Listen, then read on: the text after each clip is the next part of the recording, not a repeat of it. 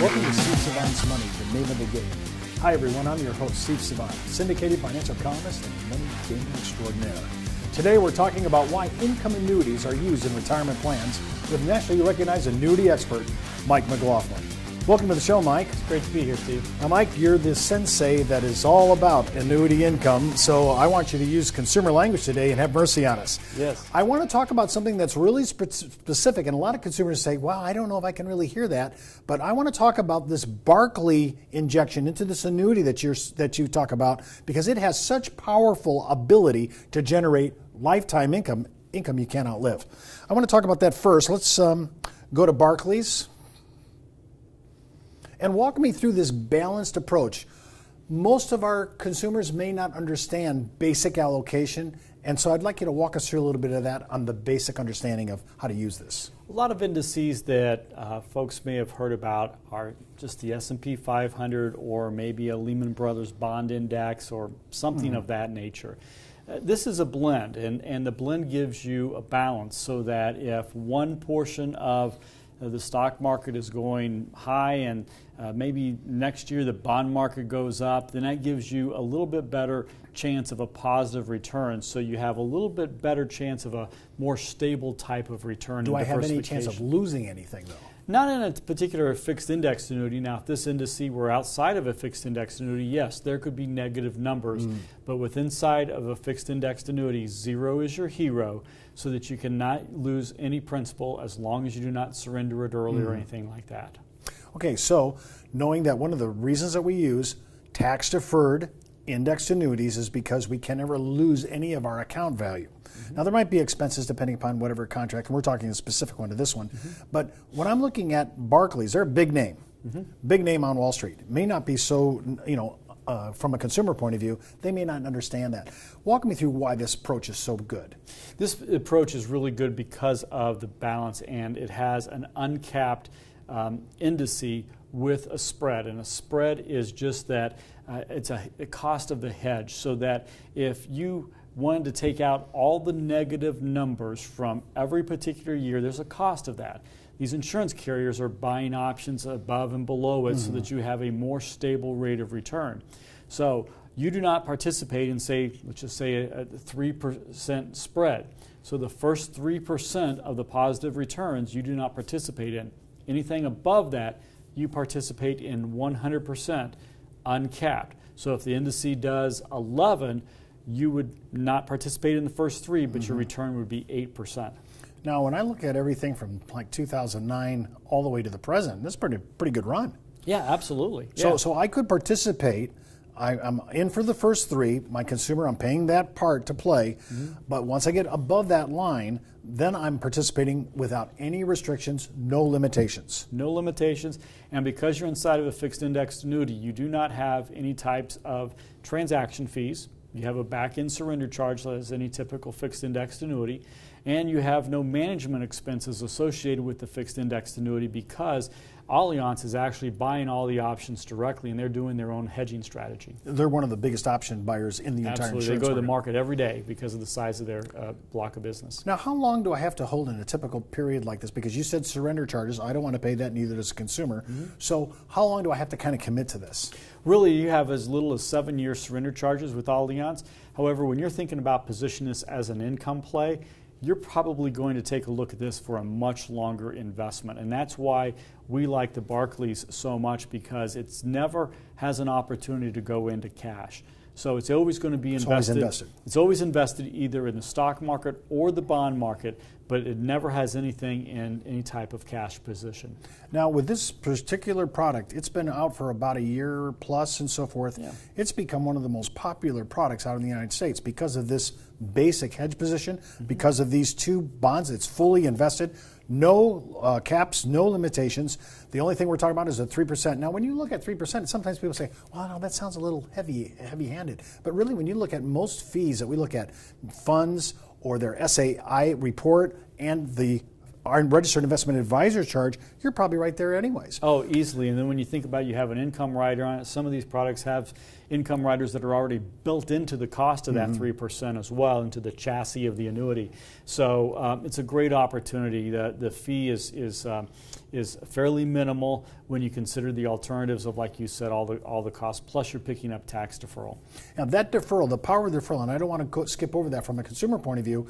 Remember, every year I delay taking constructive receipt of that annuity. I'm just accumulating without paying taxes, and it can go on. And when you start getting farther out, like 5, 6, 7 years, sometimes that can even overcome a capital gain tax when you get that far out. Oh, certainly. When you're talking about inside and assets under management, there are a lot of what I call phantom income tax inside of there, because when you're buying a mutual fund, you're buying the history of that mutual fund. So if you had bought a mutual fund at $10 per share and they bought a bunch of stock at $8 per share, you already have 20% of that gain locked up in potential tax gains. We come back from the break. We're going to show you another way we use annuity and income for multi-generational planning. You're going to find it fascinating. It's not how much money you make, it's how much money you keep. And keeping more of your money is even harder these days with high taxes, fund expenses, and fees for financial advice. And when you consider the uncertainty of the market and the rising cost of living, the purchasing power of your dollar is constantly at risk. But a tax-deferred annuity with an inflation rider can be the most cost-effective way to generate increasing annual income without market volatility.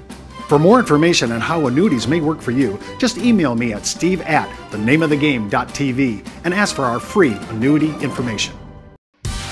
Welcome back to our second segment. Of course, we're with nationally recognized annuity expert Mike McLaughlin. And Mike, you use annuities quite extensively in retirement planning, especially for income that you can't outlive. But Mike, this is really cool because we're talking about multi-generational issues, and I think most of our consumers are going to be fascinated that you can do this and how long this could be for your children, for your grandchildren, maybe if you're really longevity, maybe fourth grandson. Talk about this. Yeah, this is a great tool, and when you're looking at this type of example, you always want to make sure that you're a strong company. And this particular carrier is an A+ rated carrier because you're investing for a long period of time. So that's really important in this scenario. But we have a scenario where we have a grandparent. Two things are happening here. First of all, they're earning a very low interest rate in conservative investments, whether it be a money market account, bank CDs. You know, your best 1-year CD is about 1%. So on $100,000, they're probably going to get somewhere between $500 to $1,000 best case scenario. And really don't have an opportunity to increase that in today's interest rate environment. And that $1,000 is fully taxable, offsets everything else in the Social Security, the whole ball of wax that we talk about regularly on your show. It's included in your Social Security. Even I don't think our consumers knew that. A lot of our consumers say, Mike, are you saying, and I want to make sure they understand, are you saying that my income from my CDs, which I already knew was fully taxable, that affects my Social Security benefit taxation too? Absolutely. It gets added into that modified adjusted gross income, which could negatively affect the amount of taxes that you pay on your Social Security. Good to know. Good to know. So in this particular example, this particular person who is age 75 purchased an annuity, and they automatically begin to bump up their income to $2,189 per year. So we've more than doubled the typical interest rate that they're receiving off of that $100,000 CD or money market account. We've put in a 3% cost of living increase to help offset the impact of taxes. Now, let's just stop you there because I think a lot of our consumers don't know that. You know, we just had another increase in Social Security. It was 1.7. We have here in this example, you're using 3, I think you said? 3%. Okay, and is that compounded?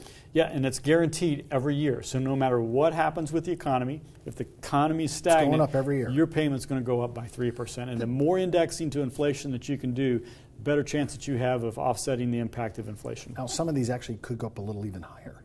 Yeah, you could choose with this particular carrier as much as a 5% increase. Now, you're going to start out at maybe $1,900, but you're going to have the opportunity to outpace that fairly quickly. I think this is a huge issue. If you're depending on Social Security and you're looking for your actual retirement fund to go up, you need to choose a product line that actually accommodates cost of living adjustments. Yep. Then this continues to go up to about $2,700, but at this point in time, Grandpa passes away, and we have named a joint non-spousal annuitant. And so the grandson at age 18 now begins receiving that $2,692 for the rest of his life, guaranteed to increase by 3% per year every year. So when he gets to be in his mid-20s, he has about $4,000 per year. He can help pay some of the closing costs on his home, all kinds of things like that. You can, when you were 20 to 24 years old, you could find a lot of ways to use $4,000 that happen to fall into probably not judiciously. Yes, that continues to increase each and every year, so that by the time that they're retiring, they're receiving somewhere in the neighborhood of $11,000 to $12,000 at retirement. And remember, because we're using a non-qualified asset here, we're still in an exclusion ratio where you're getting both taxable and non-taxable dollars coming back. So going all the way back to the very beginning, they're not paying tax on this entire $2,100. They're only paying tax on maybe about 25% of that. And that same exclusion ratio passes to each of these blocks of incomes. So that continues to grow. By the time that Paul is now grandpa's age when he did this, he's receiving about $20,000 per year. So cumulative, we've paid out about $600,000 on that initial $100,000. It's a great wealth transfer. This is conceivable that his grandson, who this is now he's sharing this annuity with, it's conceivable that children are going to live to 90 to 100 years. This is 100 years of income off a single deposit of 100 grand. Yep. No probate on this. Passes outside of any probate, passes privately. It's an efficient way for those people who don't want to go through the medical examination process or can't get life insurance, which is the ultimate way to pass on wealth. But the reality is this is a great opportunity to pass on wealth on a very, very efficient basis. So I could use this on my children or my grandchildren, my spouse. These are so many opportunities here. But what happens, though, always the consumer says, Steve, these are great ideas, but what happens if we died? Both the grandfather, in your case, the grandfather and the grandson or the son. Yeah, there are various different payouts to protect your principal. You could do basically a joint income and maybe a 10-year certain or 20-year certain, so that you're always guaranteed getting back your income. So you're not going to lose it if you so put you're those not going to lose it if properly structured. Correct. So we can design these so that we're always receiving back our original investment, so in case something happened to Leon and it was a terrible tragedy, but we can actually guarantee that, and with a certain movement, it could be, we can do installment credit, it could be a cash refund. There's so many options here, and this is why I want to introduce this whole concept to you in legacy planning. You can do things for your children, grandchildren, maybe even your great-grandchildren, and you can make 100 years of income. Staggering. Well, that's all the time we have for our show today. I want to thank Mike McLaughlin for being my special guest and today's Money Mentor.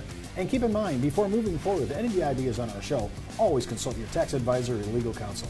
And remember, as the good Reverend John Wesley once said, make all you can, save all you can, give all you can. I'm Steve Savant. We'll see you next week.